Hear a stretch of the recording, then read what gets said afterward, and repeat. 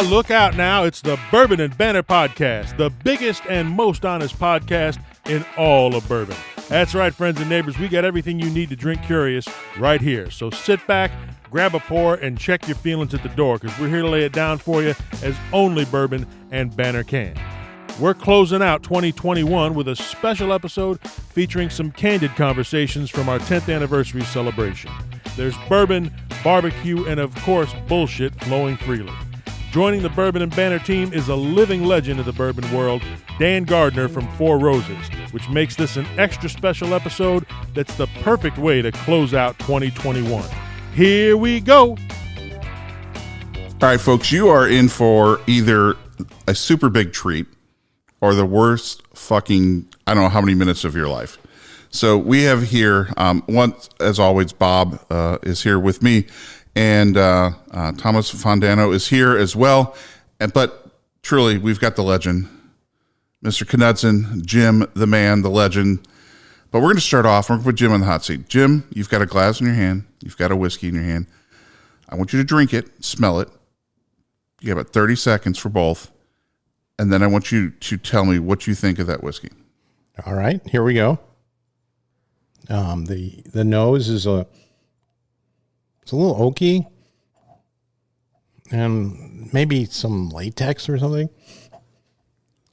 No, Jim doesn't know this, but he's actually drinking vodka. No, I'm just fucking with you.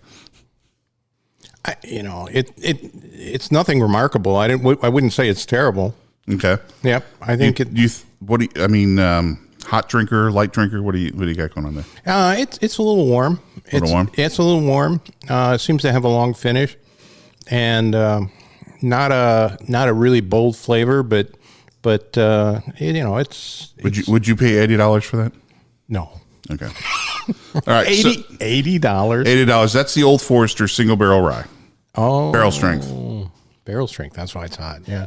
Yeah, so 124 proof, I think is what we said, right? Yeah, and the latex note that he got on that's perfect. That's exactly the word I was looking for that I couldn't find. All right, so the first topic we're going to discuss today in this group forum here is latex and bourbon. Does it have a role or not? Well, it depends upon which one comes first. If the bourbon comes first and latex comes out, then who knows? Then you may be going into a whole other podcast. But thank you, Doctor. You're welcome. All right. Well, I've developed the smell for latex during the pandemic because I was wearing gloves to protect myself when I was doing tastings. So I picked up that latex note quite a bit. Really? And how often were you doing that? Every time I got a chance. I just love those gloves. Really? I was going to say, I think how you do tastings and how I do tastings are different. Well, I'm maybe doing something else afterwards, but we won't talk about that. All right. Well, thank you, Dexter. That was very enlightening. Karen knows where the bodies are. Well, this is off to a great start, folks. If you wanted to get a behind-the-scenes look at Bourbon and Banter. That's right. For those of you who have always expected this is just a gigantic bullshit fest, that's exactly what this is. Oh, my God. All right. So latex and bourbon tastings. So how do you feel about the role of face shields? Face shields are very effective in protecting someone from the pandemic as well as terrible bourbon. I mean, it just spills all over the front of you. It makes it really difficult to drink. That's fantastic. It's good that you mentioned that because, the face shields, not only are they protecting against bad bourbon, but they're just protecting against people you don't want to see. I have the black face shield, so I actually can't see anybody when I put them on, and it works really well. It also... Wait a minute. How did you get hold of the Eve's blind face shield before everybody else? Well, there's a couple clowns in my, family that were able to get it. I was one of the ones that sent one of those to him, so I didn't have to look at him. Well,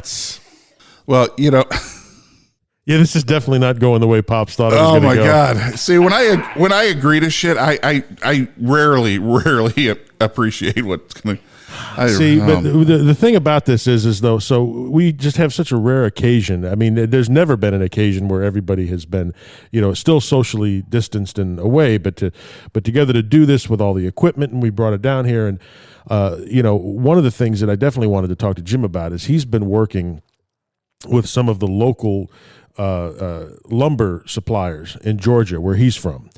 And I want you to. I don't know if it's okay to share with folks, but they're developing a new barrel in Georgia using some native Georgia, some of the like core Georgian lumber and trees to add different flavors to the whiskey. Can you talk a little bit about what you've been doing with that? Oh, yes. There's a very interesting subculture in Georgia with these local people who harvest the trees in Georgia. It's kind of akin to the moonshiners of old days.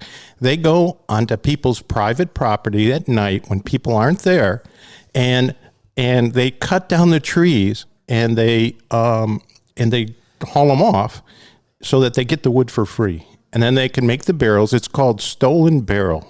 Stolen barrel. I think they're onto something here. And then it's got a little bit of a it's like a forbidden taste to it. Yeah, it's very special.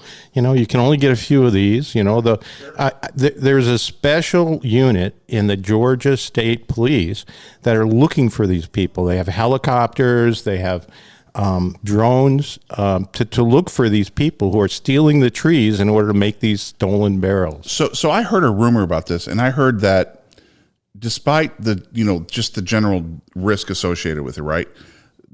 Looking at what modern consumers want, they want to experience it. They are actually, when you're buying the bottle and they trace it's a single barrel, right? So it comes from a single barrel, that they're putting the like GPS coordinates of where they stole the tree from on the bottle, right? Kind of like Frey Ranch puts little geo coordinates on it, and they encourage people to go back to where it's at and like take social media photos. It's almost like a modern day geocaching thing where people go in and break in at night. Just as kind of adding a little adventure. Yeah. Now in Georgia, that's particularly dangerous because a lot of people have guns, and there's already been 3 people who've been killed trying to take their selfies at the location of the tree where the stolen barrel came from. That's some fucking killer bourbon. Yeah, it's a killer bourbon. I wanna at this point absolutely tell people, don't do this. It's very, very dangerous. So Bob and I have always ranted in the Bourbon Bullshit segments about celebrities. And we talked today about Scottie Pippen coming out with his Digits bourbon, and we really tore into that a little bit. So I'm sure we'll get another cease and desist letter on that front. But as we look at the future, I'm curious, Thomas, Jim, is there a celebrity that you would love to get into whiskey, and why? Or is there a celebrity that you're really fucking afraid they're going to get into whiskey and you would like to do everything in your power to fend them off? I'm just absolutely looking forward to the Arnold Schwarzenegger whiskey. I mean, it's got to be strong. It'll be big. It'll be strong. It'll be bold, and it'll be back. Bob, you got one? Well, no. I mean, I've already talked about the one that I really want, which is Stone Cold Steve Austin. That's right. I want the Stone Cold Steve Austin bourbon. That's what I'm really, really looking forward to. Who do I not want to get into the whiskey game? Every other celebrity on the planet. That's too easy. That is too easy. Every other celebrity on the planet. All right. That's fair enough. Or I don't need the I don't need a Beyonce bourbon. I don't need Jay-Z bourbon. I don't need no other celebrity bourbons, just none whatsoever. You know the one that I wish had gotten into bourbon? He's dead now, I believe. But he had so much gravitas to what he did, is I thought it would have been interesting to have a Powers Booth bourbon. I mean, he just, every role that he played, just brought gravitas and kind of like a no prisoners take thing. And, I think one of the last things he did was Sin City, right? And the role that he played there. So that was one that I would have liked to have seen. And not everybody knows who he is, but he just really came in. He's kind of like the poor man's Tommy Lee Jones, if you will. That could be interesting, right? Because I would actually think he actually drank bourbon and enjoyed bourbon. Once again, I don't like the concept of celebrity bourbons, but that could have been interesting. How about Clint Eastwood bourbon? it would, it could be extra aged. Mm-hmm. Okay. And it absolutely would make your day.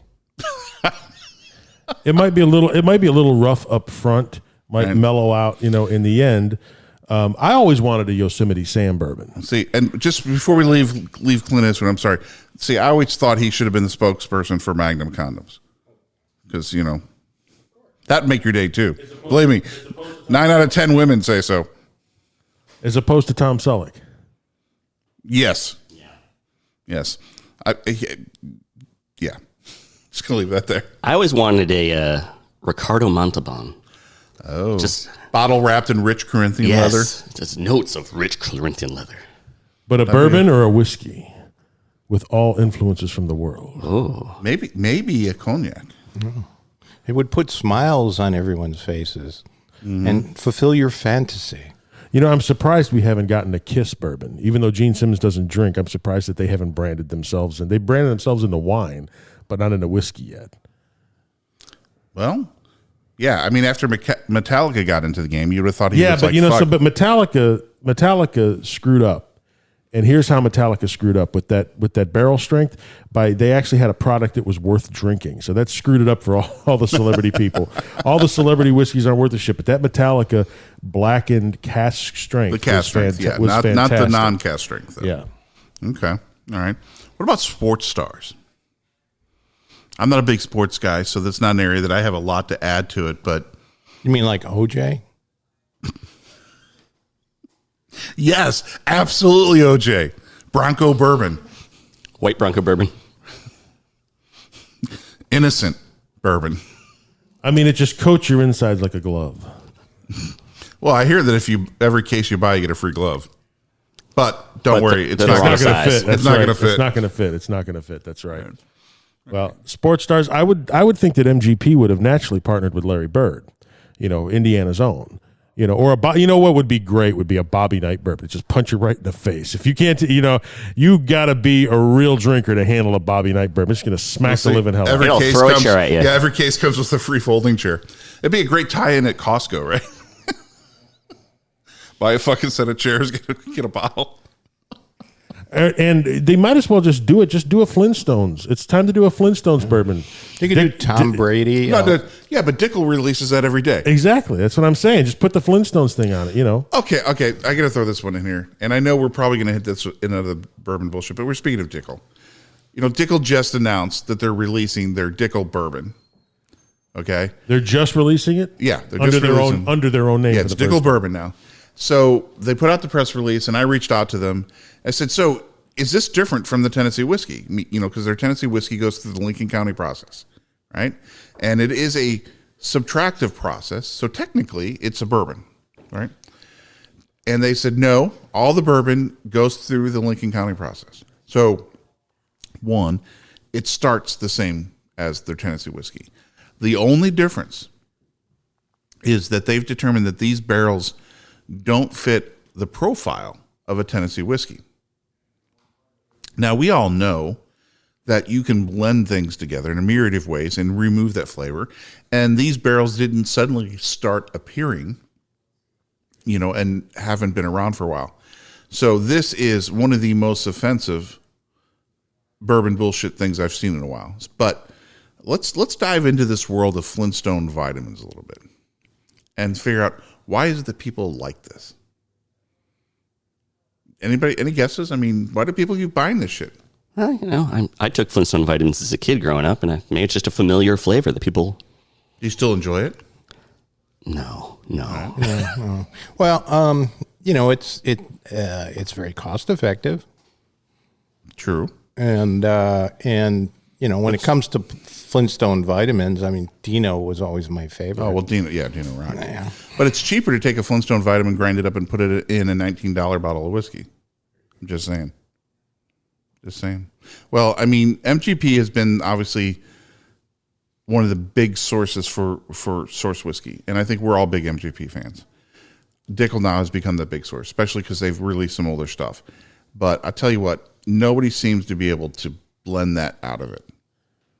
But suddenly, magically, now they say they do. Well, no. So I heard that there's a company out in Palm Springs which is one of the largest retirement capitals, that is mixing in, and they are adding an additional. It's almost like a cask finish, but they are infusing Centrum Silver into casks, thinking that is going to balance Increase out the Flintstone vitamins. So if you go really young and really old, and so you're going to just go like this with them. Wait, is that the one that's got the slogan "Dickel for your pickle"?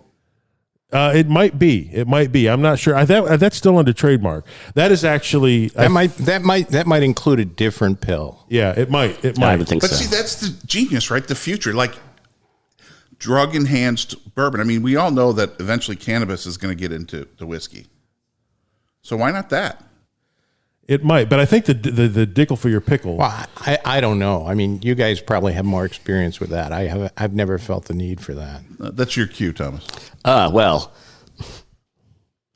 No, I was going to say the Dickel for your pickle is actually a thing that is coming out of Tennessee. There's a statewide chain of quick shops that are trying to brand that, to sell with the bottles, with the, entry level Dickel bottles of actually, single serving pickles, pickle for your Dickel. And I don't know if they've closed in on the trademark for it yet. They were competing with a different company that was, I guess, under the helm of Larry Flint, but I'm not sure where it's going to come from, but who's going to win out on that copyright? Do you remember those old in the grocery stores you used to go into the deli, and they would have those large plastic barrels with the giant dill pickles that you put in a single serve? That apparently is part of the origin story for Dickel. Well, that makes sense. Yeah. Well, what I heard, there is some liquor brands out there who actually like grow a lemon in a bottle and then fill it up. Well, that's the next. I mean, Dickel has taken a page out of that book, and you're going to be able to buy a bottle of Dickel bourbon with a pickle grown in it. So it's so big it can't get out of the bottle. See, we bring you the hottest news before anybody else does, the most honest and biggest podcast in bourbon, ladies and gentlemen, the Bourbon and Banter podcast. Nowhere else are you going to hear that story. Pickle for your Dickel.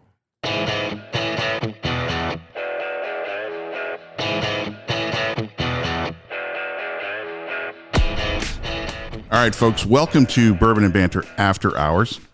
This is the highly explicit, highly unplanned.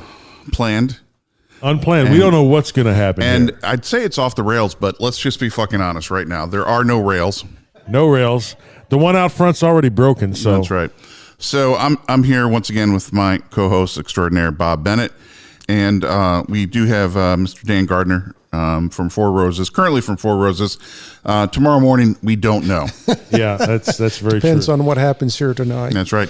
So we have no idea where this is going to go. So whatever you hear after this intro has been heavily edited, and there may be a paywall. So I'm going to let Bob kick us off here because I really have no idea where the fuck he wants us to go. Well, I have no idea where it's going, but there's an audience participation. So there is an audience participation. One of the things we've always said, and Pops and I have always said, because we've known Dan for a long time, and anytime we get together with Dan and a group of people get together with Dan, inevitably what happens is Dan finds a spot, he sits down, everyone just gathers, and it's story time with Dan Gardner. So we just wanted to capture some of those things, just because Dan's one of our favorite people. He's one of the most respected people in the business. Folks may not know his name immediately, but they have run into him at whiskey festivals, at all these things, spreading the gospel of Four Roses and the gospel of bourbon, because he's been working in the industry for a long time before he joined Four Roses. So he's got great stories from everybody. And I appreciate you, Dan, being just kind of pigeonholed in here to do with us. So Dan, come in the other room, sit down. We want to ask you something. That's right. Well, I do have the first question I want to ask. Dan, as Bob said, you've been in this industry a long time. So, what was it like to make bourbon before there was electricity? It was slow and difficult. So you've told me a story once that you were given a very special bottle of inked or waxed Van Winkle that you had set in on a shelf for a special occasion. Oh God, Yeah. So tell us about the perils of having adult children. Well, I got to preface the story. I got to set this up a little bit. In 1988, I get a call from Julian. So I was, again, managing his stuff at the wholesale level. And he says, Dan, I've got some of the last whiskey my family distilled. My father distilled before we sold the distillery in 1972. He said, we've got two versions of it, a 14-year-old and a 16-year-old. Do you want any of it? So, I was pushing, Ken Lewis, now owns New Riff, had the liquor, Party Sources here, had stores here in Louisville, and he was very close with Julian. So I always pushed Julian's stuff, work distribution. But even back then, I jokingly say, you couldn't put a gun to people's heads and make them buy it at that point. So if you go back and look at the history, Julian was, the industry was tough back then. So anyway, I said, yeah, Julian, I'll want it. I know Ken Lewis will buy it. And he always had everything Julian had. So I get 10 cases of each. And about a month later, I'm going to guess from, memory. And again, it's been over 30 years now. So, but he calls me up and says, Dan, how much of that Van Winkle Reserve do you have left? So I looked it up in the computer. Maybe it was a Chinese abacus, Anyway. Abacus, yeah. Yeah. So I said, Julian, less than a case each. I've kind of sold it to people that typically buy all your stuff. I said, but I knew something was wrong. I said, what? Is there a problem? He said, well, if that's all you got left, no, I think we're okay. He said, you apparently have some distribution at Cafe Metro, which was Dave and Nancy Shepard, their restaurant. And he said, Bill Samuels was in there last night, and he wasn't real happy about that red wax seal that I put on it. So this whole issue with red wax goes way back. Oh, way back. So Julian explains to me about the red wax, that the Samuels family had never filed for a federal trademark on it. So how they laid claim to the trademark was through their advertising. So if you go back and the billboards here in Louisville, we got used to them. And the one that I remember specifically was it was an iceberg with penguins on it. And there was a bottle of Maker's floating above the iceberg. You could never see Maker's mark, though. All you could tell, so the bottle was twisted, so it was kind of you saw a corner of the bottle, couldn't see the front label, you could see a little bit of the back. So I remember a guy from 21 Brands, which came out of the 21 Club at that point. That was Galliano, and we were trying to sell Ballantine Scotch in Kentucky. This was 35 years ago. That was a tough deal, maybe. Still is, probably. So I'm driving past this.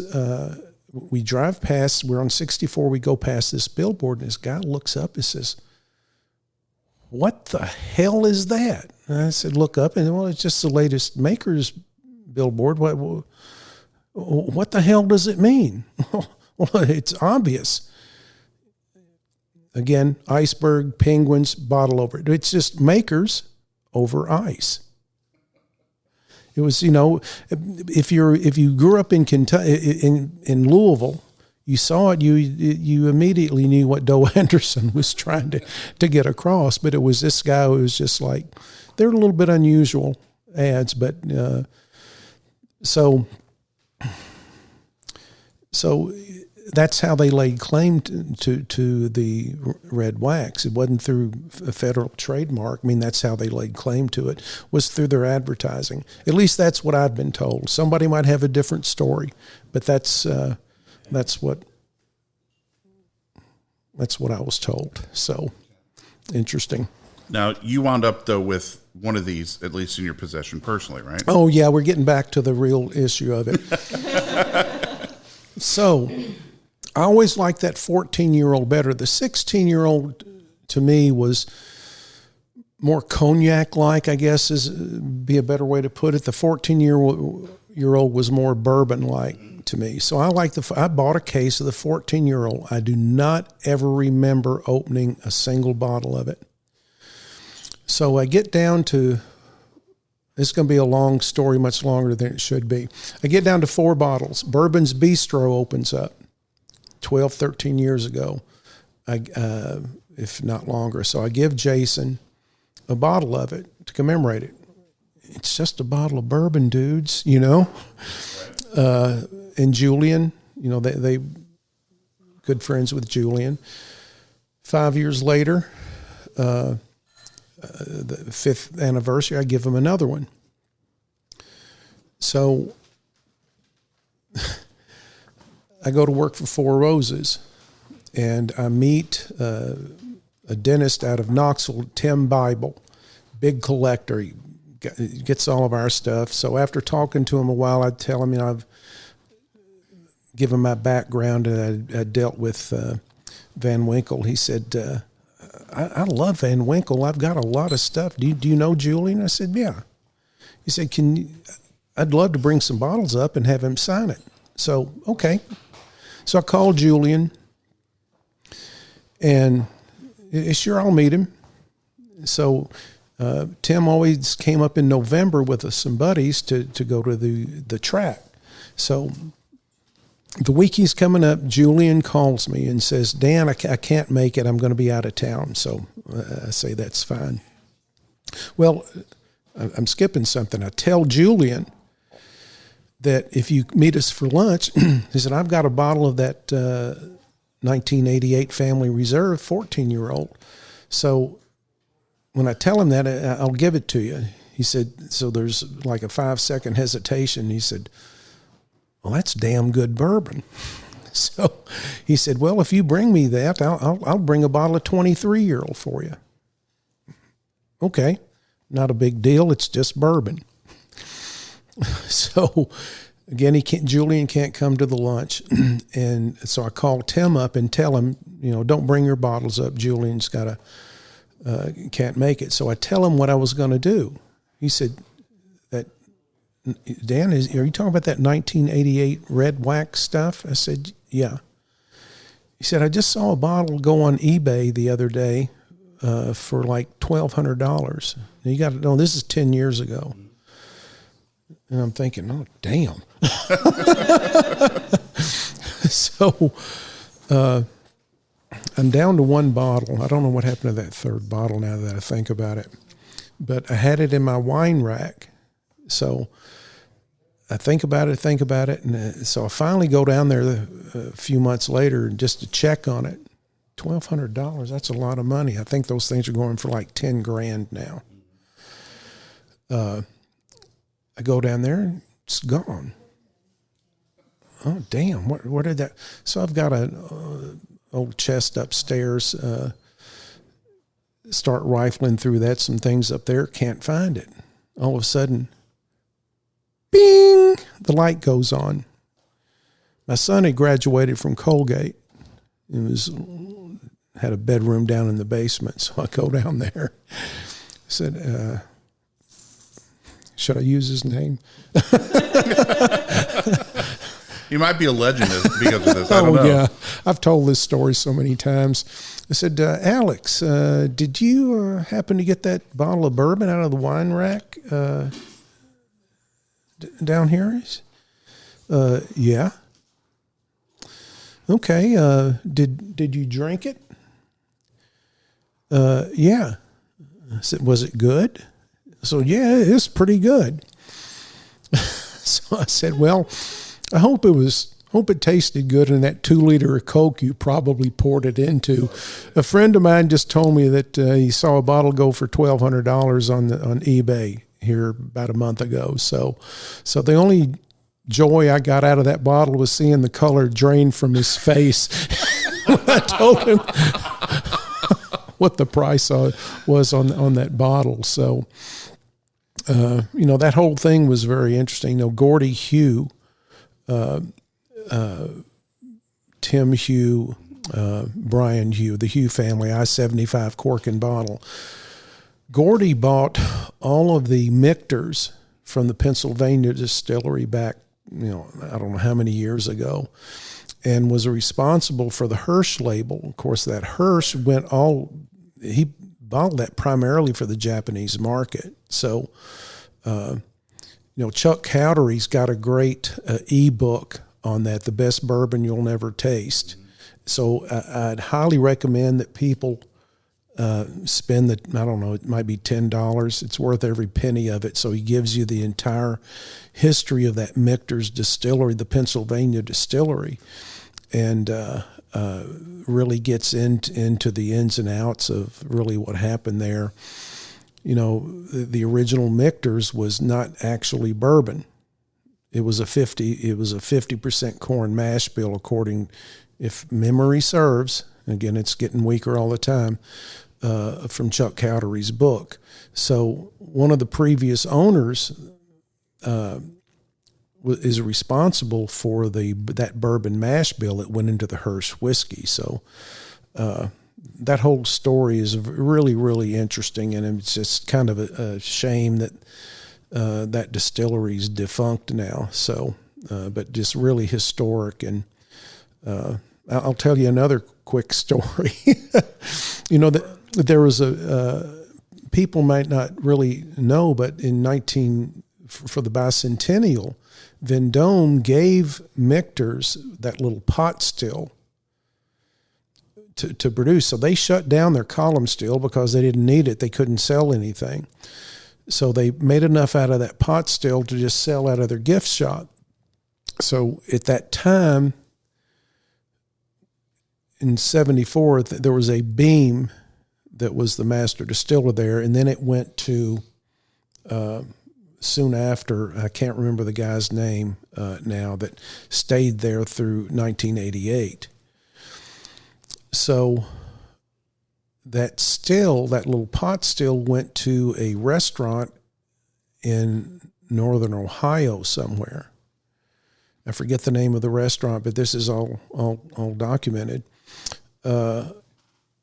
So at the Bourbon Classic, I see Andrea from Michter's. I forget her last name now.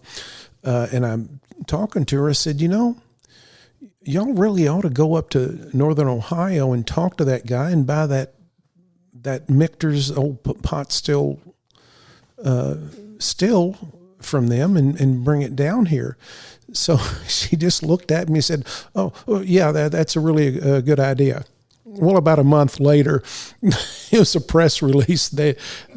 She was so far ahead of me, it wasn't funny. They had already been in the works, probably already cut the deal. So that little pot still, it's down there at the Fort Nelson building, is that old pot still that they really used from 1974 until that distillery closed in 1988. So little tidbits of information worth not really a lot, but I always find interesting. It's great. I mean, we've been on the tour down there, Fort Nelson, and they rolled out the red carpet for us a year or so ago, and got to check out that still and everything. So that was very cool. It kind of gave us a little bit of that background as well. So I'm close to being you're good. You're good. Somewhat right.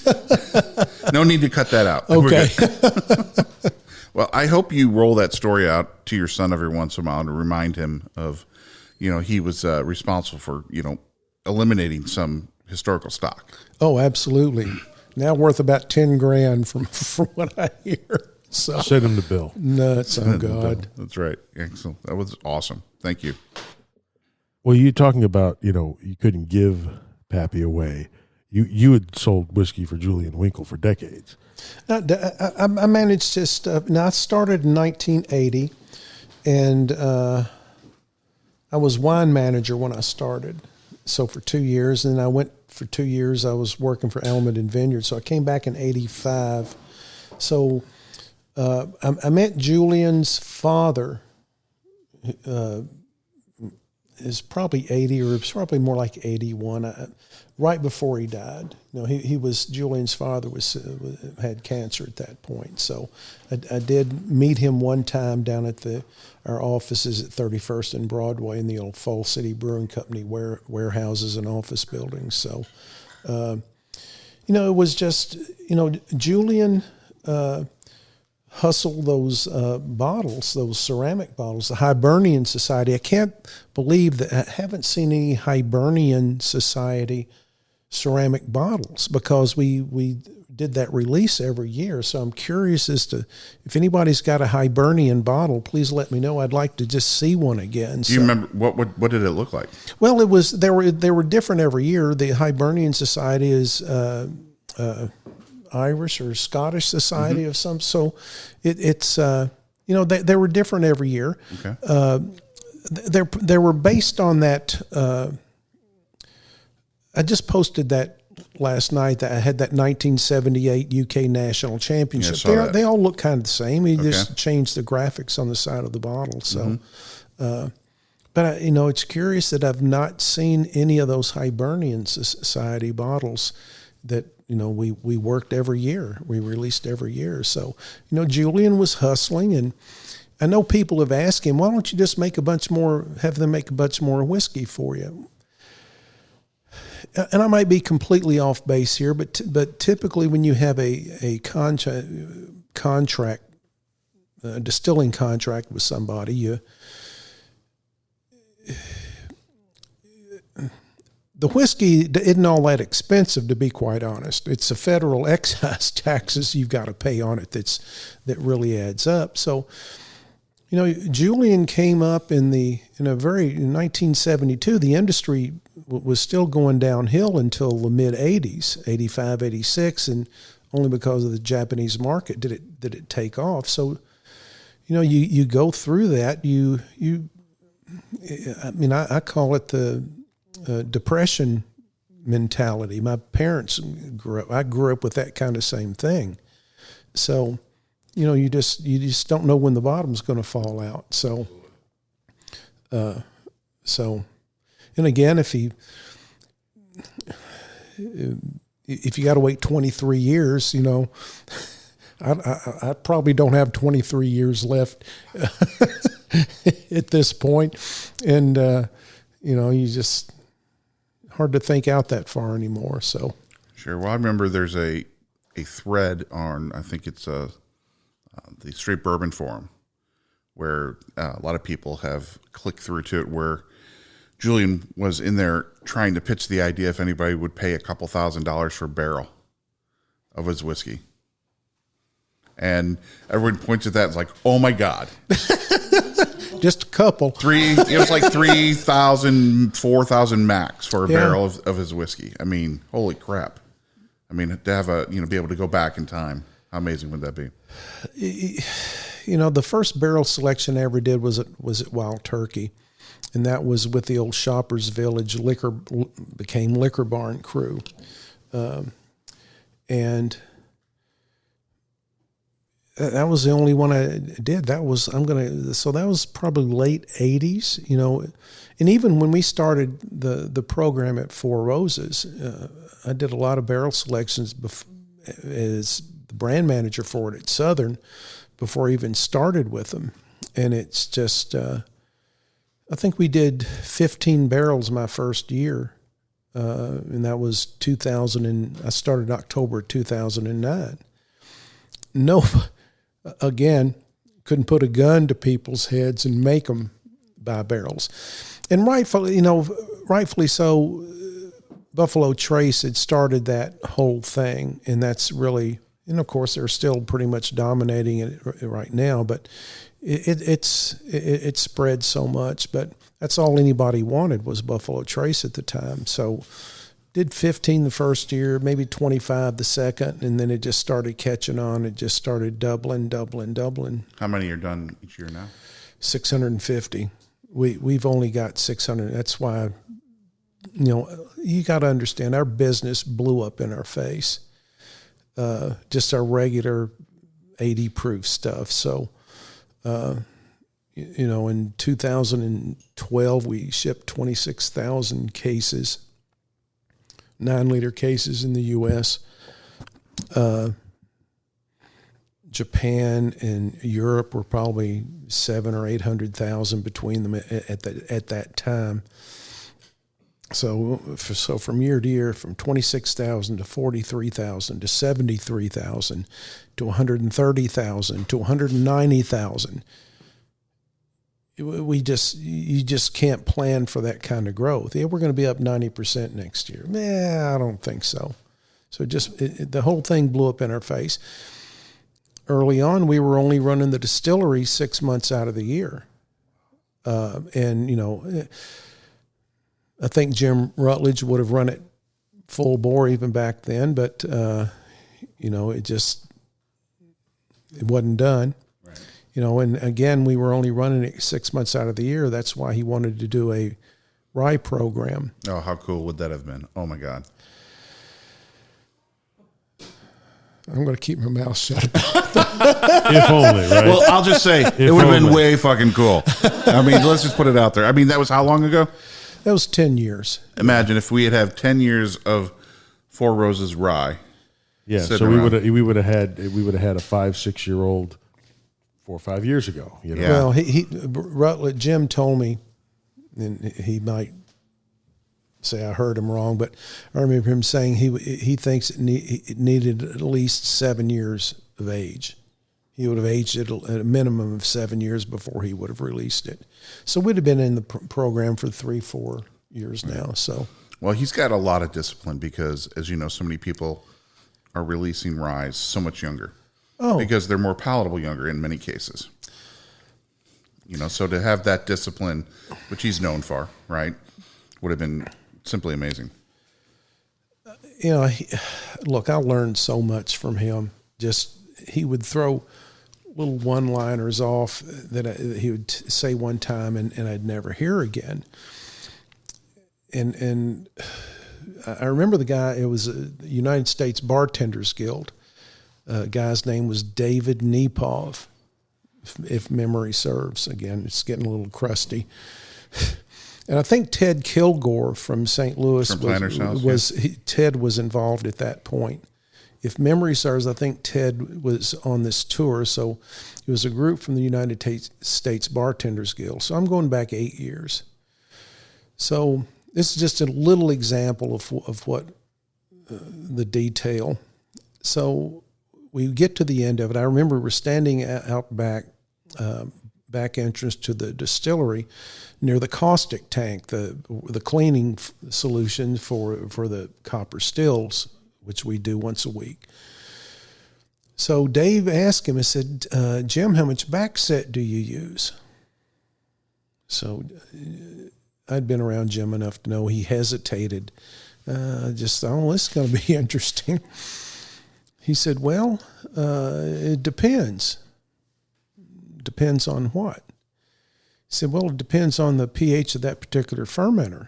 He said, you got different grain sources. There's different, every fermenter, when you get that started, has a different pH. So we add enough back set to make sure the pH is between 4.7 and 5.2. So just a little bit of consistency, one little minor detail, to me, which translates into consistency. So it was just like, okay. So there are just so many things that can affect the quality of the distillate. Seagram's and ultimately Jim was death on fermenter set temperatures. So again, most of us in the industry have been to California. So you go back and you look at the fermenter tank farms for wineries. They're all covered in glycol jackets. They want colder, slower fermentation, which preserves the freshness of the fruit. Kind of the same thing happens with mash. You want colder, slower fermentation. So if it gets too hot, it ferments, it just starts I've heard the term runaway fermentation. It just goes too fast. When that happens, it starts producing off flavors. So, and a lot of that is all of that's going to differ with different equipment. So every distillery is a little different. The setup of the fermenters and the you've got big 50,000 gallon fermenters versus ours are 26,000 wine gallons, for example. So everything needs to be kind of adjusted. So I've had the opportunity to read Jim's Seagram's distillery manual. So, that I can't just, they documented everything. And they were just, base loss is another thing. What's base loss? Well, they always felt like you needed to have, if you don't have your column stills regulated correctly, a lot of alcohol will fall out the bottom. Well, you don't want that, but you want a tiny bit. I think it's 0.05%, so 0.5%, 0.05% up to 0.15% of base loss. So I asked Jim once, is that kind of like the cuts of a pot still? And he said, basically, it is. So they want a little bit of base loss.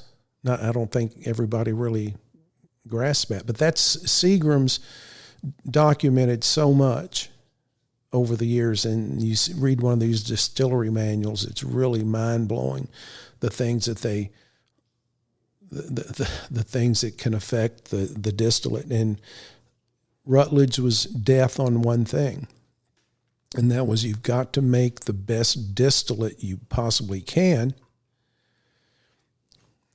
because if you do that and that goes in a barrel, you're pretty much guaranteed to come out with great aged whiskey at the end. If you put crap into a barrel, the barrel's going to improve it a little bit, but you're still going to come out with crap on the back end. So people that really, really know what they're doing, distilling wise, and I don't know everything. I just know that what I've had the experience with, and those guys that came out of the Seagram school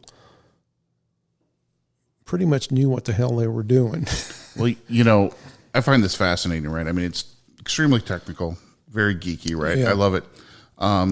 And obviously it produces amazing whiskey. So this is why I'm always so astonished with, I'm sorry, but craft people are like, I'm going to open a distillery and I'm going to make great whiskey.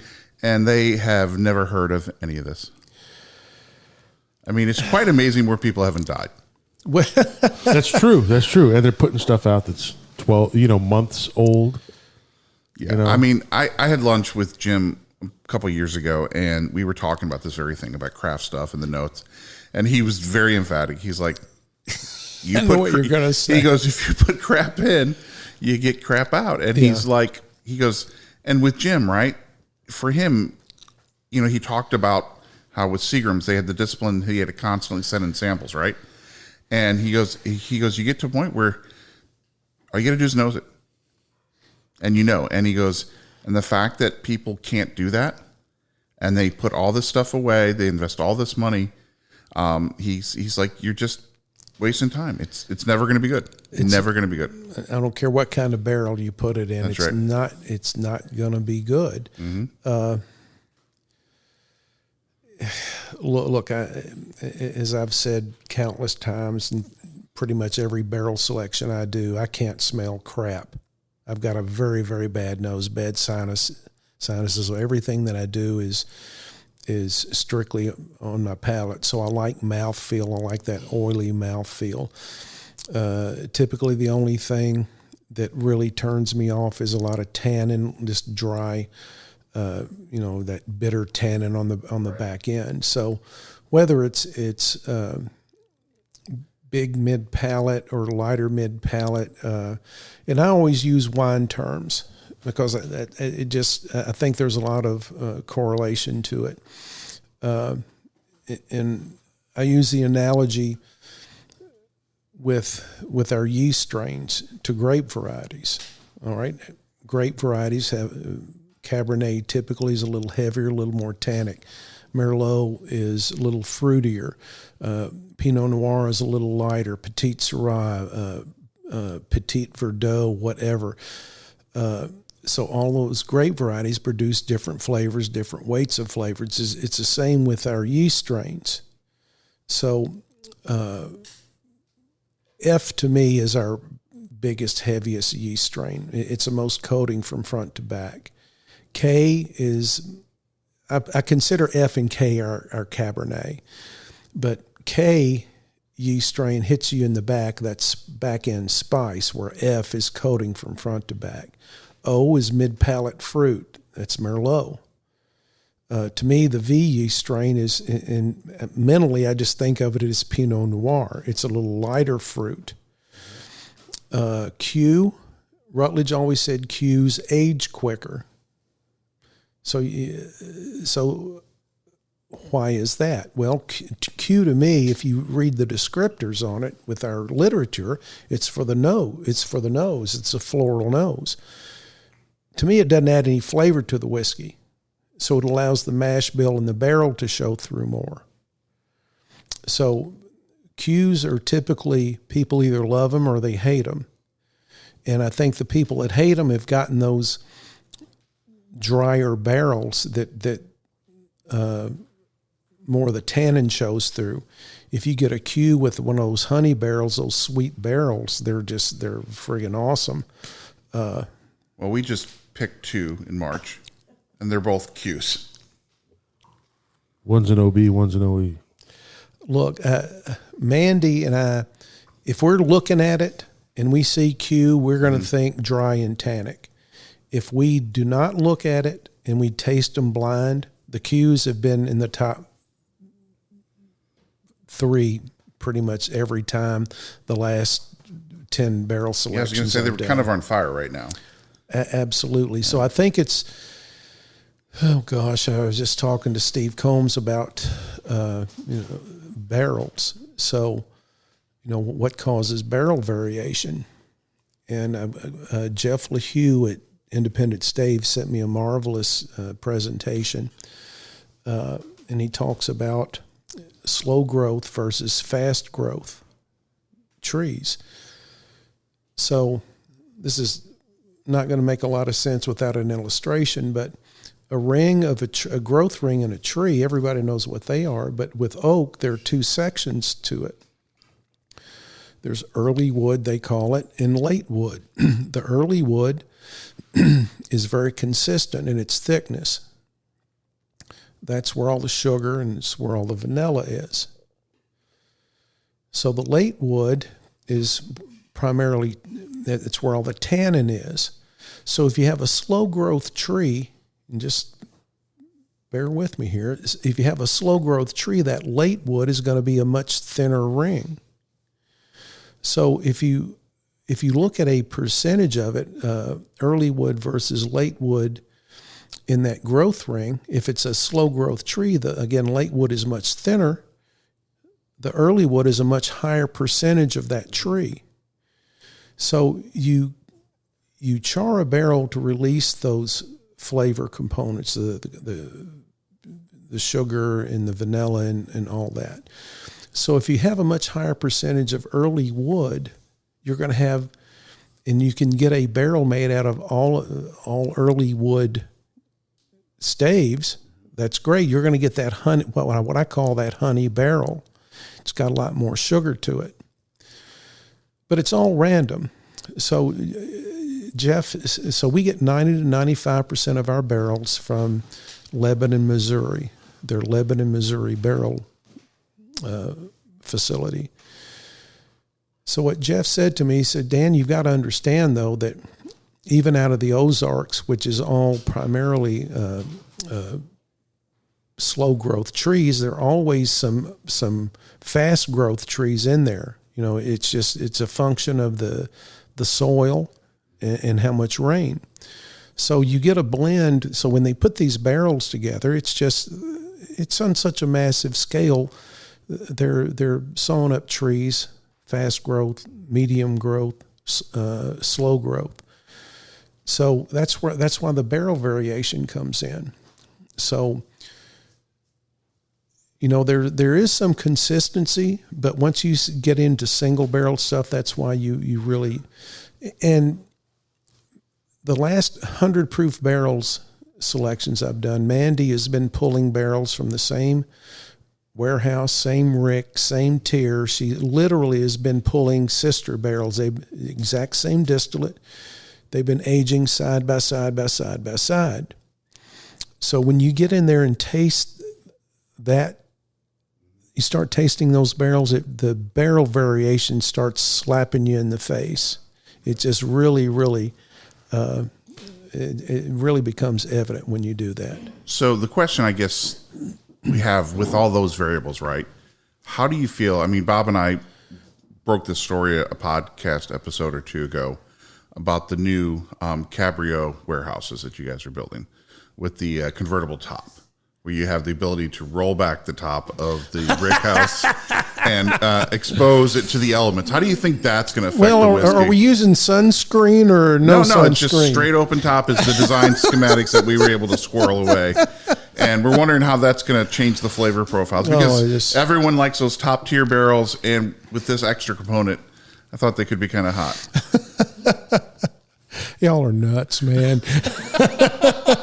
That's all I can say. So is there any credence to the rumor that the real reason, you guys have recently asked people to stop with the labels was because upon further evaluation, that Dan Gardner bottle, that Constant Gardner bottle, they decided that no one else was ever going to beat that label. I think that's the deal, man. That's the deal. That's absolutely. That was the finale, the penultimate of the labels.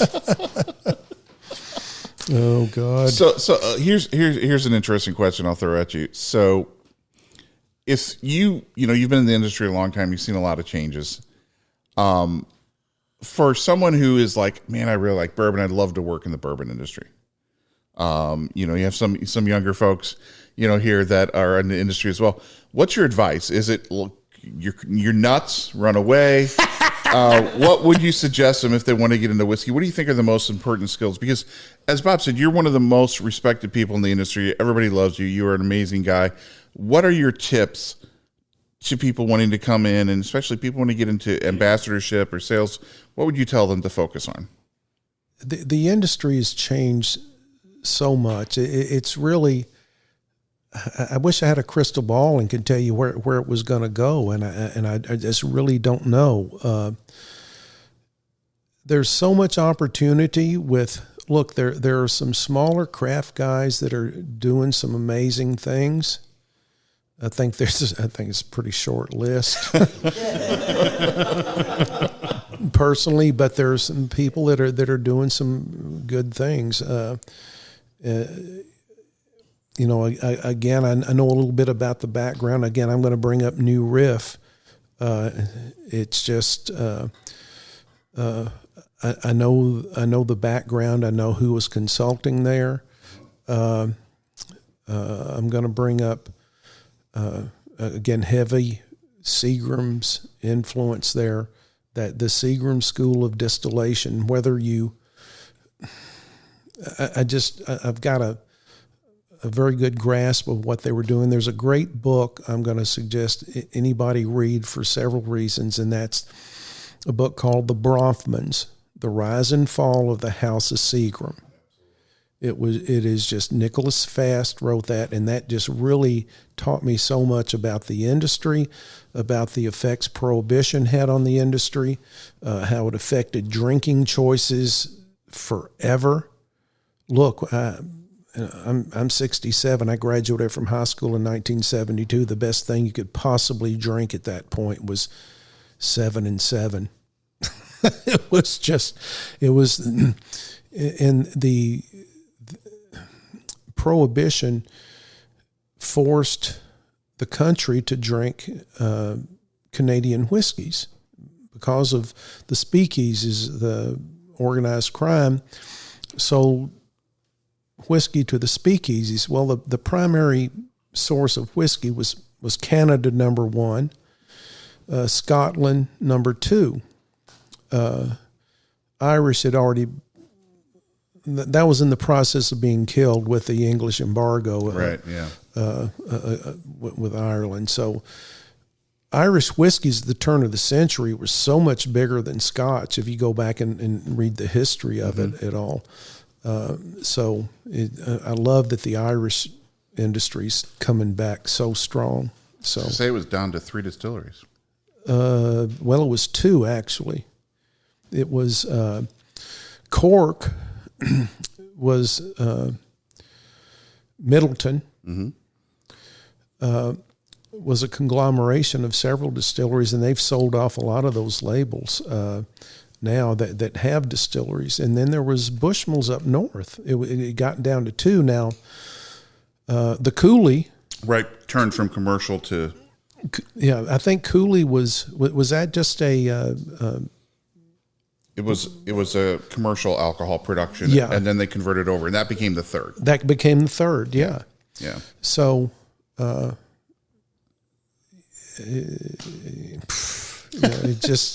It's so interesting. But going back to just how Prohibition affected the drinking habits of people, it was just like, and then again, you can't, here's the other thing that we have a tendency to forget about is World War II. So we had, 2 million soldiers, something like that, stationed in England for 2 years, getting ready for D-Day. Well, they were drinking what? They were drinking gin and they're drinking scotch. So when all those soldiers came back, that helped spur that industry. Gin was always here and scotch too, but that became a much bigger thing, I think. It became again, it was a symbol. It was a status symbol, scotch. So all of those soldiers, so that pumped that up. And if you read Last Call, the book on Prohibition is another great book. Mr. Rosenstiel of Shenley, I just remember this section of the book. They asked him, they started exporting Smirnoff in the early 50s over here. Now, the Fleischmann brothers up in Cincinnati were already doing some vodka, but the Smirnoff thing in the 50s, they asked Mr. Rosenstiel, what do you think about this vodka? I said, well, if I remember it correctly, it's been a few years since I read the book, but he said, well, let me repeat what I know about this spirit. So this spirit is odorless, colorless, and tasteless. Yeah, that's got a shot. So very, very dismissive of it. Mm-hmm. So again, that blows up. Vodka becomes big. And so the downturn of the bourbon industries, it probably started in the late 50s, but I think this 1960 in particular just went to hell in a handbasket. So the industry lost, I've going back several years now, it's just lost half of its volume. Now, name another industry that can lose half of its volume and still maintain. Look, I remember reading articles in the Courier Journal questioning whether or not the bourbon industry was going to even survive. This is in the early 80s. Mm-hmm. So it just... There was an industry last night that I really wish would have lost half its volume. There was a band outside at the bar that we were at, and I tell you what, it would have made for a much better presentation, and their business would have been a lot better if they had reduced by half their volume, maybe even 3/4 of their volume. Oh, so you talked about you've got a short list of craft distillers that you like. So we're gonna ask you a couple questions that are kind of like gut response type things. Uh-oh. So once again, you can pass at any time if you want. So it's kind of a lightning round. So I just want to kind of responses, and we're going to let anybody else in the room who wants to ask a question to chime in here, and we can stitch it together as we need to. So just want your quick, honest response to this, Dan. You ready? Okay. And what is your response when you hear sonic aging?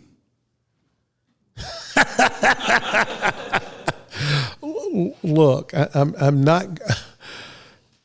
In theory, yeah, what you're going to do is you're going to it's going to vibrate that whiskey into the staves a little deeper.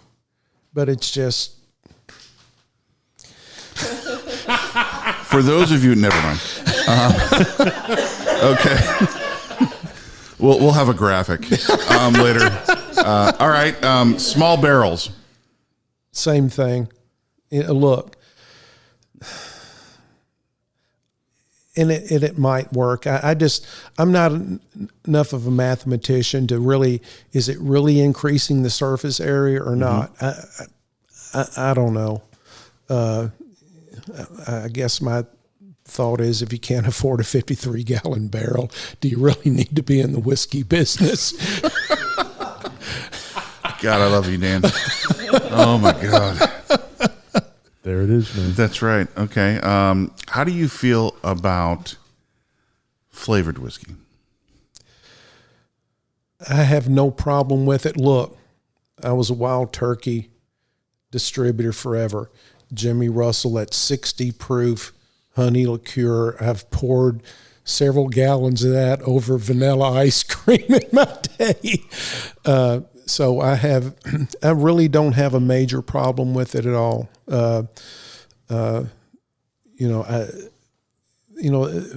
Turkey, they tried to get Jimmy to, Pernod or Austin Nichols at the time, wanted to force him to, we don't need to make this crap anymore. So I remember him mentioning that. And I also remember when they came in and said, we're changing our tact on this. We're going to reformulate it. So being in the industry as long as I have, that was a 60 proof Wild Turkey honey liqueur is what they called it. So typically when they talk about reformulating a cordial at 60 proof, that meant they were going to cut it down to 42. So they came in a few months later and 71. Well, it's more bourbon flavor to it. So I was really surprised. And I remember what I said to him. I said, this tastes more like bourbon. I said, you're probably going to turn off some of your current customers. We were selling, 30 to 50 cases a month here in Kentucky. And they said, well, yeah, that's probably going to happen, but we're going to come in and we're going to support it. We're going to, do some bar kits and push it on premise, and it blew up. And it wasn't a year later, everybody was throwing out a honey bourbon. So, I basically don't have a problem with it. I've got a bottle of Wild Turkey American honey in my bar right now. But it's an nice one's fine. It's an after dinner drink. I'm able to pour it over a little vanilla ice cream. It's pretty tasty. Okay, so here's one for you, and it's a little out there. Okay, we tend not to mix politics and whiskey together, but this one I think begs the question. So was recently announced that AB InBev took the deal to distribute Fireball in China. So is this a kind of a political move by the current administration to soften China to try to retain some of our trade power moving forward? Is this like an insider deal? They're going to go in there and kind of undercut the Chinese people and get them addicted to Fireball. I think there's no doubt about it. Or they're going to be sending some Baiju, is that what they call it? Yeah, the Mutai brand. Yeah, they're going to send that. Maybe they're going to addict us. You never know, man. All right. I'm just imagining these ships of the party pack buckets. Oh gosh. So I'm all for whatever. It's paying the rent. That's for sure. All right. So another common question we get is about the state of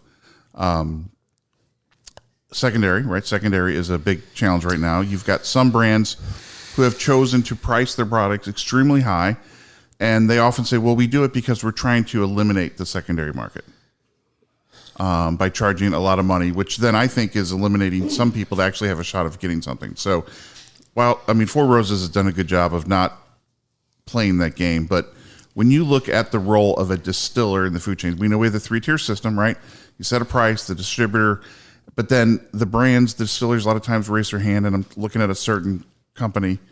that has a path that animals used to walk across, and they say that, well, our hands are tied. We can't do anything about it, and I don't like that. So where do you think the distillery should play the role in trying to help keep this all in check?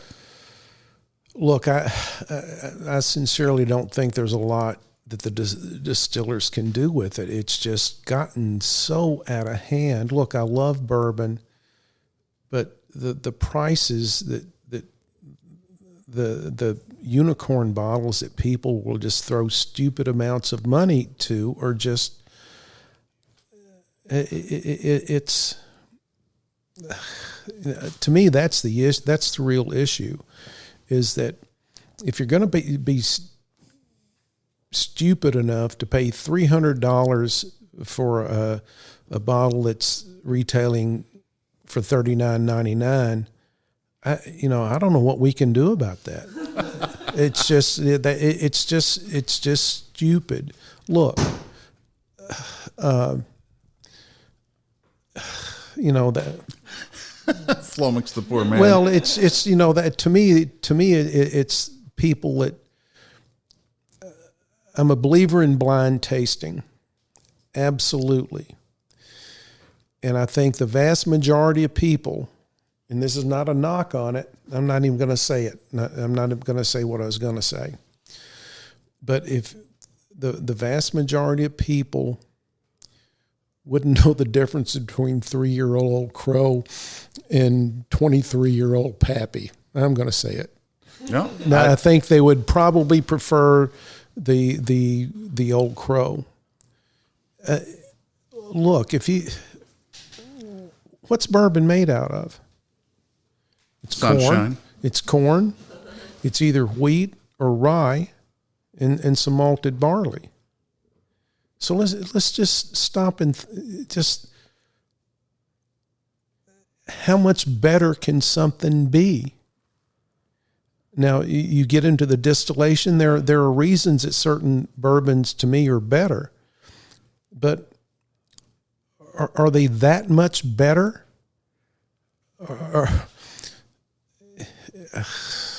Again, I'm not going to. That's good. No reason to complicate it. Well, look, I'll take anything. Let me say this.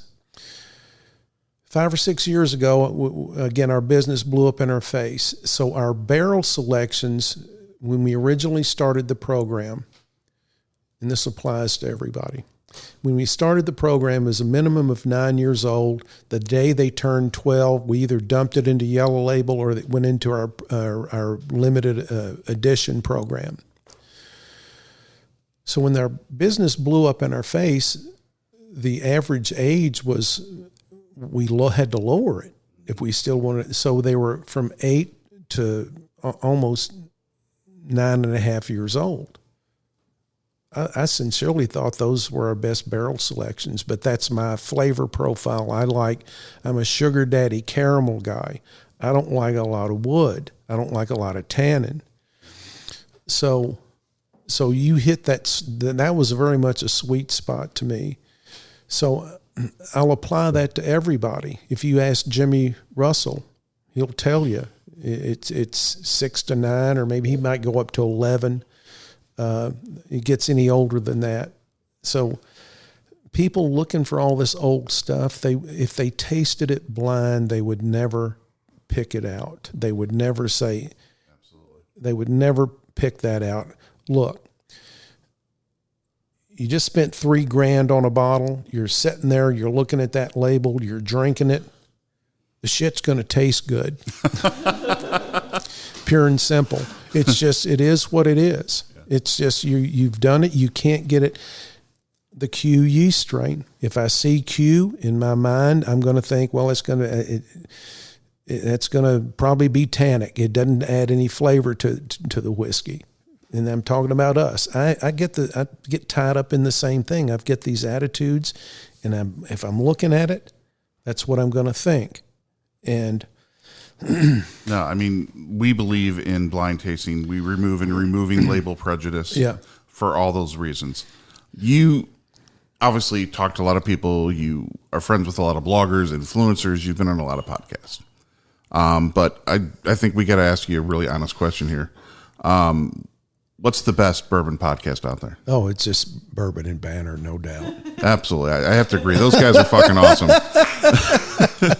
Well, Dan, thank you. This was wonderful. Like I said, we will, bring you food and water and help pay your utilities if anything goes awry from this. But thank you so much. We're celebrating 10 years. You have been a big part of our 10 years, and your friendship and your information and guidance has been fantastic. The fact that you put up with Brent a couple years ago when we started blending the Al Young, the limited edition, and we just start mixing them in and hacking whiskey inside of Four Roses. And you didn't kick us out. We appreciate that. So thank you for everything you do, and we hope that there's no negative repercussions, and we'll do this again. Looking forward to it. Well, what's your preference? Bourbon, if you got it. Bourbon from Kentucky. I should certainly fucking hope so.